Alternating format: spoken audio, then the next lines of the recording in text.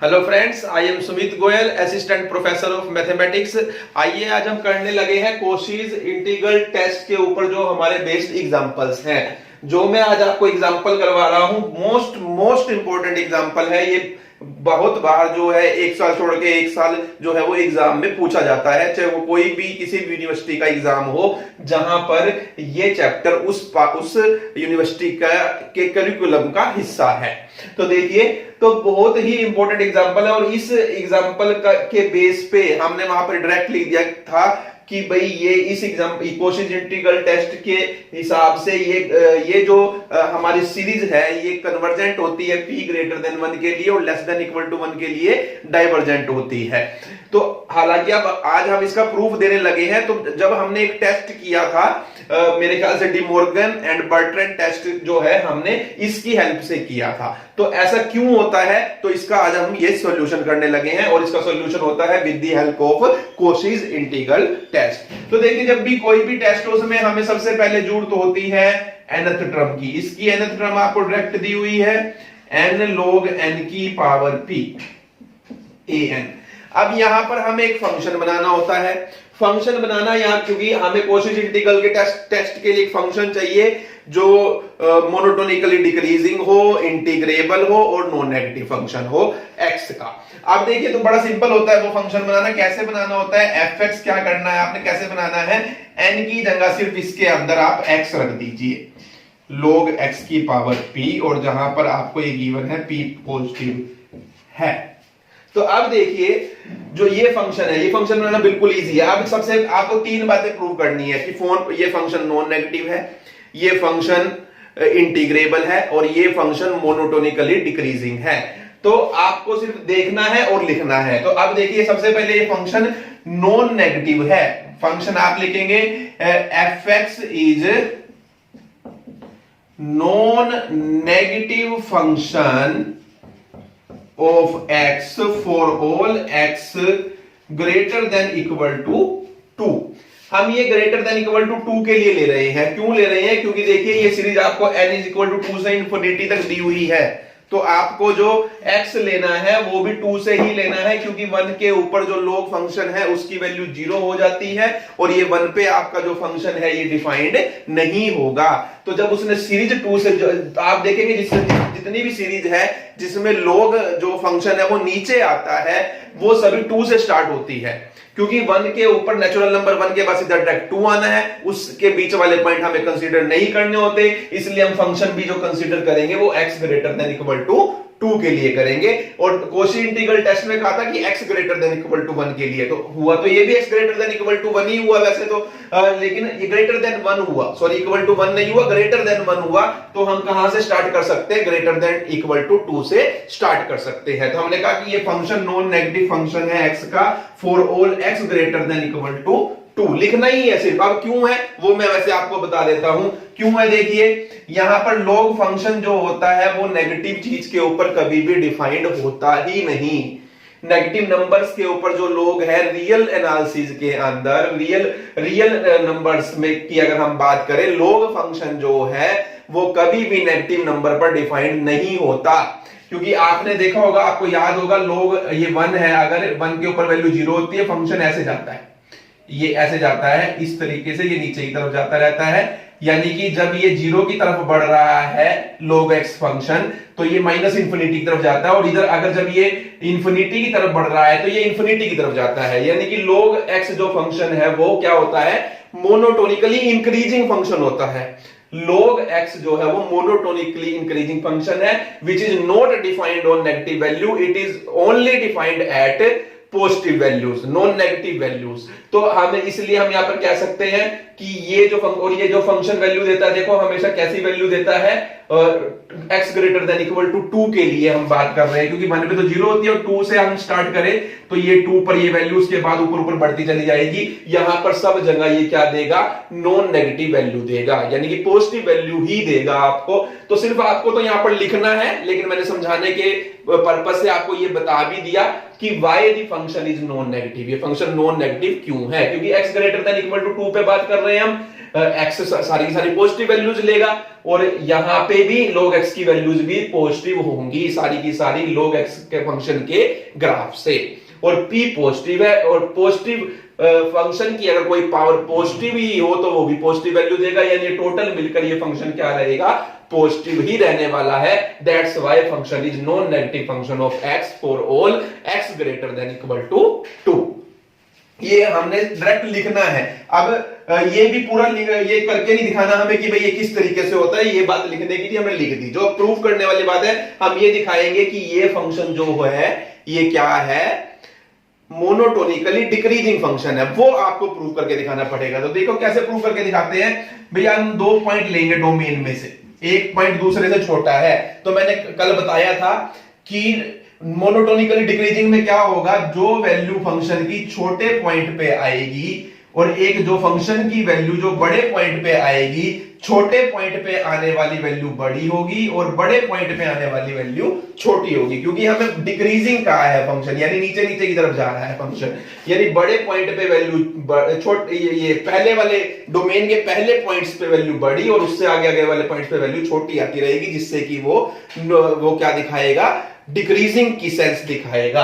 तो डिक्रीजिंग के लिए हमें ये दिखाना होता है कि हमने 2 पॉइंट लिए डोमेन में से, तो दो पहले पॉइंट पे जो वैल्यू आ रही है वो दूसरे वाले पॉइंट पे आने वाले वैल्यू से क्या है, बड़ी है। तो अब देखिए यहां पर let x1 is less than equal to x2 for x1 x2 greater than equal to 2। ये लिखना बहुत जरूरी है कि ये डोमेन हमने कहां से स्टार्ट किया, 2 से स्टार्ट किया। मैंने कहा कि हमने 2 पॉइंट लिए डोमेन में से, रियल नंबर लिए जो 2 है, ये 2 से बड़े हैं, यानी कोई भी आर्बिट्रेरी 2 नंबर ले लिए, उनमें से एक नंबर छोटा है x1 और एक बड़ा है, कोई ना कोई तो छोटा होगा, कोई ना कोई बड़ा होगा। तो मैंने कहा कि x1 छोटा और x2 बड़ा है। अब देखिए एज log x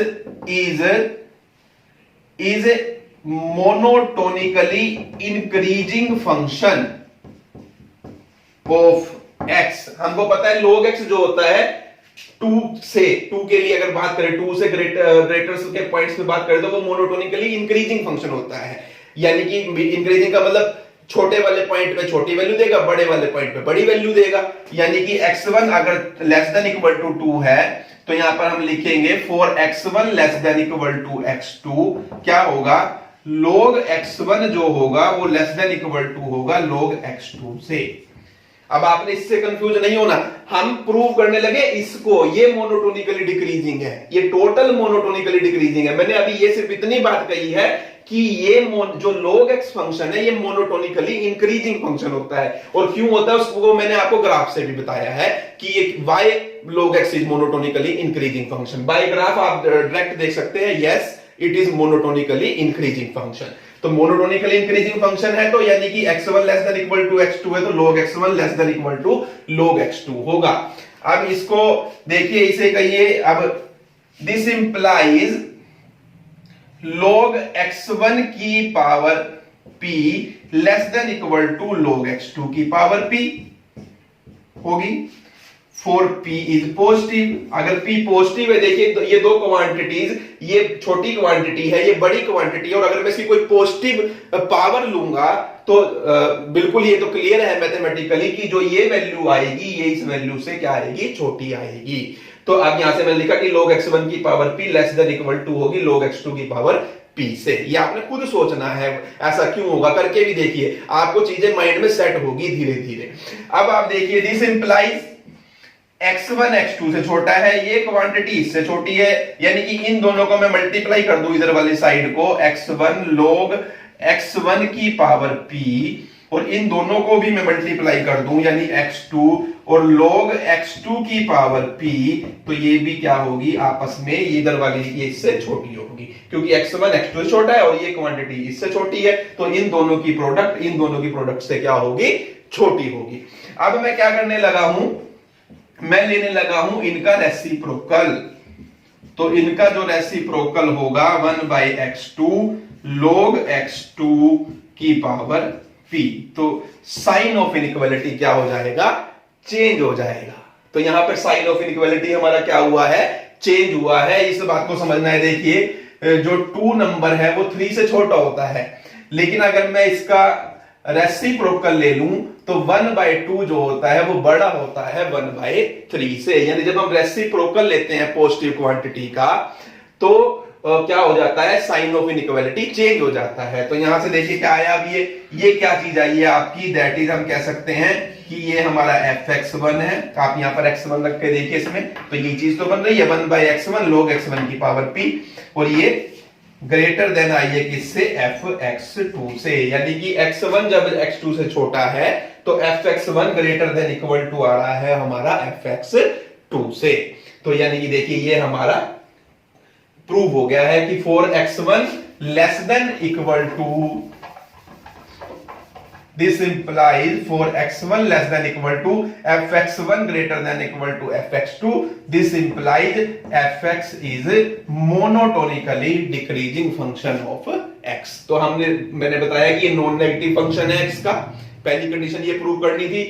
दूसरी, ये मोनोटोनिकली डिक्रीजिंग है और ये इंटीग्रेबल फंक्शन है। आप डायरेक्ट देख सकते हो कि इसको इंटीग्रेट किया जा सकता है। एक सिंपल शब्दों में इंटीग्रेबल का क्या मतलब होता है, जिसको इंटीग्रेट किया जा सके। अभी आप देखोगे हाँ भाई ये इंटीग्रेट हो रहा है, क्योंकि इंटीग्रेशन के बिना जो अब हम आगे प्रूफ करेंगे इसका, तो उसमें हमें इसकी इंटीग्रेशन की जरूरत पड़ेगी। तो आपको सिर्फ यहाँ पर वैसे भी आपको डायरेक्ट दिख रहा है, log x को t पुट करूंगा, 1/x इसका डेरिवेटिव पढ़ा है, +2 में आप पढ़कर आए हैं सारी चीजें।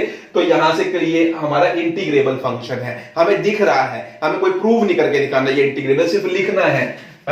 Also fx is integrable function of x। तो हमने देखिए तीन चीजें, एक फंक्शन चूज किया, वो कैसे चूज करना है, जो nth टर्म है उस nth टर्म में n की जगह x रख दीजिए, आपका फंक्शन बन जाएगा। फिर आपने पूरा लिखना है कि वो नॉन नेगेटिव होता है, क्यों होता है वो भी मैं आपको बता दिया। आपको लॉजिक से सोचना है, वैसे तो क्यों होता है यहां पर तो लिखना ही है, लेकिन पता भी होना चाहिए क्यों होता है, वो मैंने आपको बताया। हालांकि यहां पर लिखने से ही काम चल जाएगा, लेकिन उसको मोनोटोनिकली डिक्रीजिंग प्रूव करके दिखाना पड़ेगा, जैसे मैंने करके दिखाया आपको। फिर वो इंटीग्रेबल फंक्शन है, ये लिखना है, वो आपको दिखेगा। तो अब ये हमने ये कहा कि हमने एक फंक्शन चूज कर लिया जो नॉन नेगेटिव है, मोनोटोनिकली डिक्रीजिंग है और जो इंटीग्रेबल है। अब चलते हैं हम आगे, हमें कैसे करना है इसको। अब मैं इसको रब करने लगा हूं ताकि मैं आगे क्वेश्चन को कर सकूं। अब देखिए आप, हमने ये प्रूव कर चुके हैं कि ये फंक्शन जो है वो नॉन नेगेटिव है, मोनोटोनिकली डिक्रीजिंग है और इंटीग्रेबल फंक्शन है x का, for x greater than equal to 2 के लिए। अब देखिए हम ये कह सकते हैं कोशीज इंटीग्रल टेस्ट एप्लीकेबल है, क्योंकि कोशीज इंटीग्रल टेस्ट तभी एप्लीकेबल होगा जब हमें एक फंक्शन मिल जाए और वो फंक्शन इन तीन कंडीशन को फुलफिल करता हो। तो कोशीज इंटीग्रल टेस्ट एप्लीकेबल है। उसके लिए हमें क्या चाहिए होता है, एक सीक्वेंस बनानी होती है, और वो बनाने का फार्मूला ये होता है। ये जब हमने इसका प्रूफ किया था कोशीज इंटीग्रल टेस्ट का, वहां पर बताया था आपको, वहां की स्टेटमेंट में था। तो वहां से हमने यहां पर क्वेश्चंस करने के लिए हमें डायरेक्ट उठाना है। तो अब यहां से देखिए आपका in क्या बनेगा, वैसे 1 से n होता है, लेकिन यहाँ 2 से n लेंगे, क्योंकि जहां से डोमेन शुरू होगी वहीं से आपको लेना है। अब हमारी सीरीज कह लीजिए, इस फंक्शन की डोमेन कह लीजिए, एक ही बात है, ये सीरीज 2 से स्टार्ट हो रही है, तो इट मींस इसकी डोमेन भी 2 से स्टार्ट हो रही है, तो हम 2 से n ले रहे हैं, अदरवाइज हम 1 से n लेते। अब देखिए fx क्या है हमारा यहाँ पर, 1/x log x की पावर p dx। ये हमारा क्या है, ये in बना है हमारा। in के लिए हमने fx को यहां पर पुट किया, 2 से n लिमिट पुट करेंगे, अभी n में आ जाएगा हमारा सारा क्वेश्चन। तो आप देखिए अब n में आने के लिए यहां पर हम क्या करते हैं, put log x is equal to t। तो आप इसको डिफरेंशिएट करेंगे तो आपका आ जाएगा 1/x dx equal to dt। और अब लिमिट भी देखिए आप, t की लिमिट क्या आएगी, t अगर हमारा 2 है, t हमारा x हमारा 2 है, तो t क्या आएगा हमारा log 2 आएगा। x इक्वल टू 2 के लिए t क्या आएगा हमारा log 2 आएगा। And x equal to n के लिए हमारा जो t आएगा वो हमारा log n आएगा। अब आपका ये क्या बन जाएगा, ये बन जाएगा हमारा log 2 से log n, और ये आपका बन जाएगा log x की जगह क्या पुट हो गई, यानी ये बन गया आपका 1/x dx की जगह dt आ गया, और यहां पर ये t की पावर p आ गया आपका। यानी ये आपका बन गया t की पावर -p dt और log 2 से log n तक। अब यहां पर दो केस बनेंगे, देखिए अब p अब हमारा कैसा है इसके ऊपर क्वेश्चन डिपेंड करेगा। चलो हम पहले इंटीग्रेट भी कर लेते हैं। अब इंटीग्रेट भी कर लीजिए तो क्या जाएगा आपका t की power minus p plus 1 over में minus p plus 1 t x की पावर n का फार्मूला लगाया x की n plus 1 over n plus 1 और लिमिट हमारी है कहां से कहां तक log 2 से log n तक। अब मैं यहां पर अगर इसको पुट करूं तो 1 ओवर में 1 माइनस p है नीचे बाहर, ये मैंने बाहर ले लिया क्योंकि लिमिट तो t की पुट होनी है, तो ये हो जाएगा हमारा log n की power 1 minus p minus log 2 की पावर 1 माइनस p, ये हमारा आया है। अब यहां से देखिए केस अराइज होंगे हमारे। केस देखिए, अब केस कैसे कि p लेस देन 1 है, ग्रेटर देन 1 है या इक्वल टू 1 है, उसके अकॉर्डिंगली हमारी in का जो बिहेवियर है वो बदलने वाला है। अब देखिए बहुत इजी है। केस 1, पहले मैंने कहा कि मेरा जो p है वो ग्रेटर देन 1 है, तो यहां से देखिए आप in आपका क्या आएगा 1 over 1 minus p log n की power 1 minus p minus log 2 की पावर 1 माइनस p। तो अब आप यहां से देखेंगे कि 1 ओवर में 1 माइनस p, अब आपका p ग्रेटर देन 1 है, p ग्रेटर देन 1 है, तो यानी कि पॉजिटिव रखना है हमें। देखिए इस वाली पावर को, अब 1 में से 1 से बड़ा है p तो ये पावर नेगेटिव आएगी, इसको पॉजिटिव कीजिए। पॉजिटिव करने के लिए क्या करना पड़ेगा, नीचे लेके जाना पड़ेगा, तो नीचे लेके जाइए तो ये क्या हो जाएगा 1 बाय log n की पावर p माइनस 1 और माइनस 1 बाय log 2 की power p minus 1। Same reason, इसको नीचे लेके गए क्योंकि p ग्रेटर देन 1 है और पावर हमें पॉजिटिव रखनी है। अब लिमिट अप्लाई कीजिए आप, limit n tending to infinity in अगर मैं करूंगा यानी इसकी लिमिट लगाऊंगा, n टेंडिंग टू इंफिनिटी करूंगा मैं, तो 1 ओवर 1 माइनस p एच रहेगा, नेगेटिव रहेगा, वो एक अलग बात है, नेगेटिव आएगा पॉजिटिव आएगा कोई नंबर आएगा। यहां पर जब मैं इंफिनिटी को टेंड करवाऊंगा n को, तो ये टर्म 0 हो जाएगी अब आपकी, और ये टर्म आपकी बच जाएगी, यानी कि माइनस 1 बाय log 2 की पावर p माइनस 1, यानी कि ये आपकी एक फाइनाइट क्वांटिटी आ गई है लिमिट। और जब भी आपकी लिमिट एक फाइनाइट क्वांटिटी आ जाए, यानी ये जो सीक्वेंस है हमारी in, ये क्या है, कन्वर्जेंट है। This implies sequence in is convergent, this implies summation an is convergent for p greater than 1। तो हमने ये दिखाया यहां पर कि p ग्रेटर देन 1 के लिए हमारी जो गिवन सीरीज है वो कन्वर्जेंट होती है बाय कोशीज इंटीग्रल टेस्ट। क्योंकि कोशीज इंटीग्रल टेस्ट ने कहा था कि अगर आप in को चेक कर लो, जैसा in का बिहेवियर होगा वैसा इस सीरीज का बिहेवियर होगा। तो हमने in को चेक किया p ग्रेटर देन 1 के लिए, तो p ग्रेटर देन 1 के लिए in कन्वर्जेंट है क्योंकि उसकी लिमिट एक फाइनाइट क्वांटिटी आ रही है, तो वो कन्वर्जेंट है, इट मींस ये सीरीज भी क्या है, कन्वर्जेंट है। अब देखिए केस 2, देखिए केस 2 यानी कि p लेस देन 1 के लिए, p लेस देन 1 के लिए अगर हम करेंगे तो जब p लेस देन 1 है तो देखिए ये ऊपर ही पॉजिटिव रह जाएगी, क्योंकि p 1 में से आप 1 से छोटी क्वांटिटी को लेस करोगे तो पॉजिटिव क्वांटिटी आएगी, यानी इसको नीचे लेके जाने की जरूरत नहीं है, यानी आपका in ये रहेगा। अब जब आपका in ये रहेगा यानी ये वाला पार्ट खत्म हो गया आपका।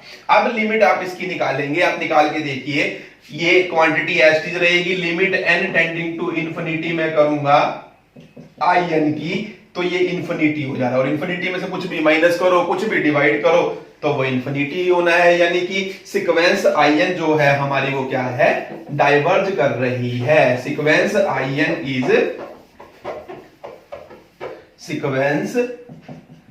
in is divergent implies summation an is divergent for p greater than 1। तो देखिए sorry p less then 1, p greater than 1 के लिए हमारी सीरीज कन्वर्ज की थी और p लेस देन 1 के लिए इसने डाइवर्ज किया है। अब रह गई बात हमारी किसकी, इक्वल टू 1 की। फॉर p इक्वल टू 1 हमारा क्या होगा, फॉर p इक्वल टू 1, जब p इक्वल टू 1 के लिए करेंगे तो फिर हमें दोबारा यहां जाना पड़ेगा। अब यहाँ पर p को 1 पुट कीजिए तो 1 by x log x dx बन जाएगा। अब यहाँ पे फिर log x को t पुट करेंगे 1 बाई एक्स dx dt आएगा, सेम प्रोसेस ये वाली। और x को 2 पुट करेंगे t इक्वल टू log 2 आएगा, x को n पुट करेंगे t is equal to log n आएगा। तो वो सब यहाँ पे करके ये हमारा बन जाएगा ये एक्सप्रेशन t में। इसको इंटीग्रेट जब हम करेंगे 1 बाई t का इंटीग्रेशन log t होगा, लिमिट पुट करेंगे तो हमारे पास ये एक्सप्रेशन आ जाएगा। और जब आप इसकी लिमिट फाइंड आउट करोगे तो अगेन आपकी इन्फिनिटी आएगी, यानी ये सीक्वेंस हमारी डाइवर्ज कर रही है। ये डाइवर्ज कर रही है, इट मींस हमारी जो सीरीज है वो डाइवर्जेंट है p इक्वल टू 1 के लिए भी। तो p ग्रेटर देन 1 के लिए सीरीज कन्वर्ज करती है और लेस देन इक्वल टू 1 के लिए सीरीज डाइवर्ज करती है। अब आप देखिए ये क्वेश्चन कई बार आता है, यहाँ पे p की वैल्यू देता है ज्यादातर, जैसे कि क्वेश्चन में दिया हुआ है कि ज्यादातर की ऐसे देखिए यहाँ पर एक क्वेश्चन हमें ये दिया जाता है क्वेश्चन पेपर के अंदर, ये पूछा गया है n log n की स्क्वायर। तो ये n log n की p ही है एक तरीके से। तो आप देखिए, आप इसकी पहचान कर लीजिए, n log 1 by n log n की पावर कुछ भी हो, आपको p देख लेना है। आपको क्या करना है, आप ये वाला एग्जांपल कीजिए, एज इट इज पूरा का पूरा लिखिए कि p ग्रेटर देन 1 के लिए सीरीज कन्वर्जेंट है, लेस देन इक्वल टू 1 के लिए ये डाइवर्जेंट है। तो अब फिर यहां पर आप कहेंगे लास्ट में कि यहां पर क्योंकि p2 है which is greater than 1 so the series is convergent. आप ऐसे भी कर सकते हैं, और अगर आप पूरा करना चाहे तो वहां से भी ये कन्वर्जेंट ही आने वाला है, उस तरीके से भी आप कर सकते हैं, आपके पास ये चॉइस रहेगी। ये रेडीमेड काम हो गया कि आपको एक क्वेश्चन कर लिया, आपने पहचान कर ली कि हाँ ये तो इस वाली फॉर्म वाला है, उस फॉर्म के हिसाब से उस फॉर्म को हम इसको पूरा करके बताएंगे कि हाँ p देखिए ग्रेटर देन 1 है या लेस देन 1 है। जैसे एक बार एक क्वेश्चन पूछा गया, यहाँ 1/2 लिख दिया गया, तो हमें पता है कि ये यही वाली फॉर्म है, और पूरी की पूरी आपको ये क्वेश्चन करना पड़ेगा। फिर बाद में आप कहेंगे यहाँ पर p कंपेयर करने से कि p 1/2 है विच इज लेस देन 1, और for p less then 1 the series is divergent, so this series is divergent. तो आप इस तरीके से भी कह सकते हैं, और अगर डायरेक्ट करना चाहे ये सारे स्टेप करते हुए आप निकालेंगे तो ये डाइवर्जेंट ही आएगा। ये अब आपकी मर्जी है कि आपने किस तरीके से करना है। एक एग्जांपल और करते हैं कॉची इंटीग्रल टेस्ट का।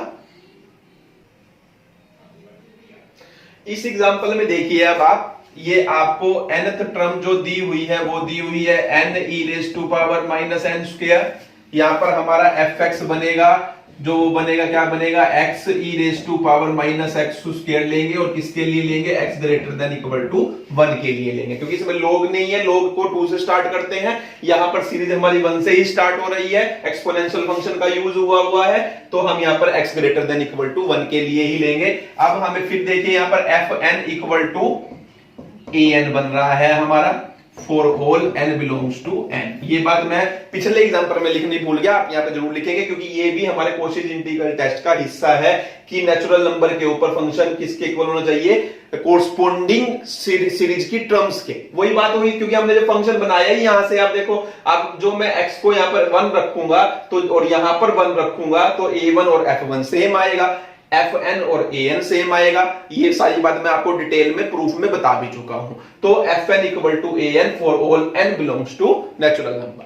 अब आप देखिए हमें प्रूफ फंक्शन जो है fx is non negative and integrable function of x। ये सिर्फ हमें लिखना ही है, और ये एक्चुअल में है भी है। क्यों है, अब आपको मैं बता देता हूं। देखिए x तो पॉजिटिव है, ग्रेटर देन इक्वल टू 1 के लिए गिवन है। एक्सपोनेंशियल जो फंक्शन होता है वो ऑलवेज पॉजिटिव होता है, आप उसके ग्राफ से देख सकते हो। अब आपने, ये आपका काम है कि आप इसको खुद सर्च करेंगे यूट्यूब पे, आपकी +1 की बुक में, +2 की बुक में, कहीं ना कहीं आपको ये मिलेगा, जो एक्सपोनेंशियल फंक्शन का ग्राफ मिलेगा, आप उसको चेक कर सकते हैं, e की x को भी और e की माइनस x को भी। e की अब x की स्क्वायर कर दीजिए, देखिए ये भी x ही है एक तरीके से, e की x स्क्वायर को y कह दूं मैं, ये पॉजिटिव क्वांटिटी है तो यानी e की माइनस y बन गया, ये e की माइनस x जैसा ही है। तो e की x को चेक कर लीजिए, e की माइनस x को चेक कर लीजिए, एक ही बात है हमारी। और फिर x स्क्वायर से कुछ चेंजेस आते हैं, बिल्कुल नो डाउट आएंगे, क्योंकि देखिए x की नेगेटिव वैल्यू के लिए पॉजिटिव हो जाएगा, लेकिन यहां पर उसका कोई असर नहीं होने वाला, क्योंकि हमारे पास तो x की नेगेटिव वैल्यूज है ही नहीं, हमारे पास तो पॉजिटिव वैल्यू है। तो इसका बिहेवियर e की माइनस y का, जहां पर y पॉजिटिव है, और e की माइनस एक्स स्क्वायर का एक ही बात है, यानी e की माइनस एक्स को आप चेक करते हैं तो वो बात इसके इक्विवेलेंट ही है यहां पर। तो आप देखिए ये पॉजिटिव होता है ग्राफ से, ये क्लियर सी बात है, हमें दिया हुआ है कि ग्रेटर देन इक्वल टू 1 है, पॉजिटिव है, यानी कि ये टोटल पॉजिटिव होगा, पॉजिटिव की पॉजिटिव से प्रोडक्ट करेंगे तो पॉजिटिव आएगा। ये इंटीग्रेबल फंक्शन है ही है, दिख रहा है हमें, एक्स स्क्वायर को मैं टी पुट करके करूंगा तो इसको ये इंटीग्रेट आसानी से हो जाएगा, वो भी हम करेंगे भी। अब हमें बात रह जाती है दिखाने की ये क्या है हमारा फंक्शन, मोनोटोनिकली डिक्रीजिंग फंक्शन है। अब देखिए जो मैंने मेथड वहां अप्लाई किया था उससे नहीं कर रहा हूं, मैं दूसरे तरीके से कर रहा हूं, इसीलिए मैंने इस क्वेश्चन को चूज किया है। दो मेथड से हम करेंगे इस एक्सरसाइज के अंदर, एक मैंने करवा चुका हूं और इसमें क्या करते हैं हम डेरिवेटिव निकालते हैं। ये आप पढ़ के आए हैं, अगर किसी फंक्शन का डेरिवेटिव ग्रेटर देन 0 आ जाता है वैल्यूज के लिए, डोमेन की वैल्यूज के लिए, जिन जिन वैल्यूज के लिए आएगा वहां पर मोनोटोनिकली इंक्रीज कर रहा है, और लेस देन 0 आएगा तो डिक्रीज कर रहा है। तो हम देख अब यहां पर लेस देन 0 आना चाहिए, तो इसलिए हम देखिए पहले इसका डेरिवेटिव निकालते हैं। First function as it is, derivative of second e की raise to power minus x का e की माइनस एक्स स्क्वायर, और फिर इसकी पावर का करेंगे तो माइनस 2x आ जाएगा, माइनस 2x का मतलब 2x स्क्वायर हो जाएगा, plus second function as it is और डेरिवेटिव ऑफ फर्स्ट वन। अब इसमें से देखिए e की माइनस एक्स स्क्वायर कॉमन आ रहा है, आपके पास यहां से 1 बचेगा, माइनस यहां से बचेगा 2x स्क्वायर। अब ये जो क्वांटिटी आएगी ये नेगेटिव आएगी, क्यों आएगी अब मुझे कैसे पता लगा ये नेगेटिव आएगी, तो अब देखिए कैसे आएगी, क्योंकि आप पॉजिटिव वैल्यू लेंगे x की पोस्ट, ये तो देखिए हमेशा पॉजिटिव ही है। अब सिर्फ ये अगर नेगेटिव हो जाए, नेगेटिव को पॉजिटिव से मल्टीप्लाई करते हैं तो क्या होता है, नेगेटिव होता है। अब x जो है वे देखिए 1 है या 1 से बड़े हैं। अब जब मैं उनका स्क्वायर करूंगा 1 लूंगा तो देखिए यहाँ पे 2 1, मान लीजिए मैंने पहले 1 लिया तो 1 लूंगा तो 1 का स्क्वायर 1 और 2 से मल्टीप्लाई करूंगा 2, 1 माइनस 2 माइनस 1, नेगेटिव आया।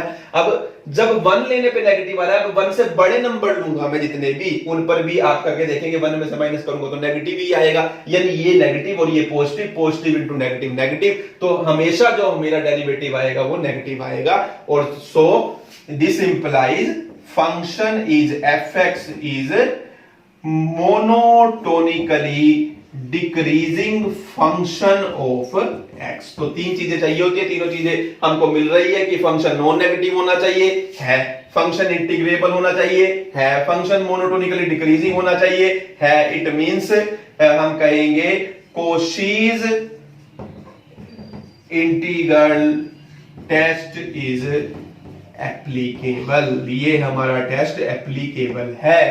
अब इसके लिए मुझे in बनानी है, in बनाने लगे हैं तो उसका फार्मूला 1/n fx dx होता है, तो हमने ये किया 1/n fx आपका कितना है x e raise to power minus x square dx है। यहां पर मैं पुट करूंगा x स्क्वायर को t, तो 2x dx मेरा क्या हो जाएगा dt।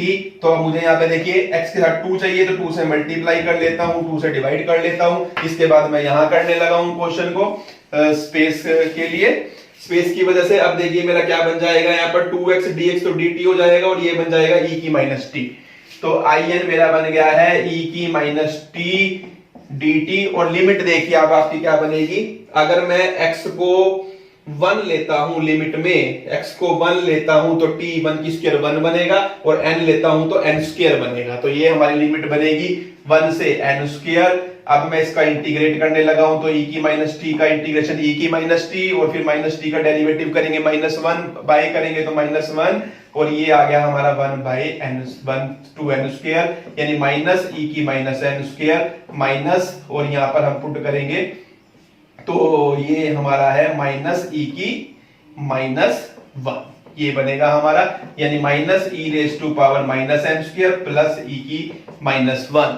अब ये in बना है, limit n tending to infinity में अगर करूंगा in को तो ये e की माइनस इंफिनिटी बनेगा, और ये भी रूल है limit n tending to infinity e की माइनस x जो होता है वो 0 होता है बाय ग्राफ। आप ग्राफ देखेंगे या इसका जहां पर एक्सपोनेंशियल फंक्शन है आपके मैथ में जितने भी आप लोअर क्लासेज में पढ़कर आए हैं वहां आपको कहीं ना कहीं ये रिजल्ट मिल जाएगा कि जब भी e की माइनस x दिया हो और x टेंड कर रहा हो इंफिनिटी को तो वैल्यू 0 होती है, तो उसी रूल से ये वैल्यू हमारी 0 हुई, तो हमारे पास ये बचा e की पावर -1 यानी 1/e, यानी कि that is a finite quantity. It means in sequence in is convergent this implies summation a n is convergent. तो हमारी जो सीरीज है ये भी क्या है, हमारी कन्वर्ज कर रही है। तो ये हमारी कन्वर्जेंट है बाय कोशीज इंटीग्रल टेस्ट। तो कोशीज इंटीग्रल टेस्ट के क्वेश्चन वैसे मतलब कि पेपर के अंदर जो आते हैं वो बाय नेम ही आते हैं, कि वो आपको कहेगा कि prove that the series is convergent और डाइवर्जेंट बाय कोशीज इंटीग्रल टेस्ट।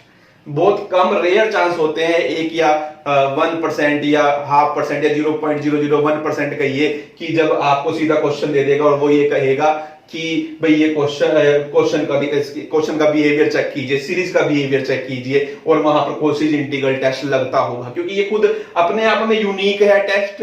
इसका जो हमने अभी तक 5-6 टेस्ट पहले किए हैं, गोस्ट टेस्ट तक, डीएमबर्ट से गोस्ट टेस्ट तक, वो आपस में इंटर रिलेटेड है, इसका उससे कोई संबंध नहीं है, ये आपस अपने आप में इंडिपेंडेंट टेस्ट है। जब भी आएगा आपको बताया जाएगा कि आपको कोशीज इंटीग्रल टेस्ट की हेल्प से इस क्वेश्चन को करना है। और अब जब आप एक्सरसाइज क्वेश्चन करते हो, उनके गो थ्रू होते हो, तो आपको अपने आप माइंड में चीजें सेट होने लग जाती है कि कब कोशीज इंटीग्रल टेस्ट लगेगा और कब हमारा कौन सा टेस्ट लगेगा।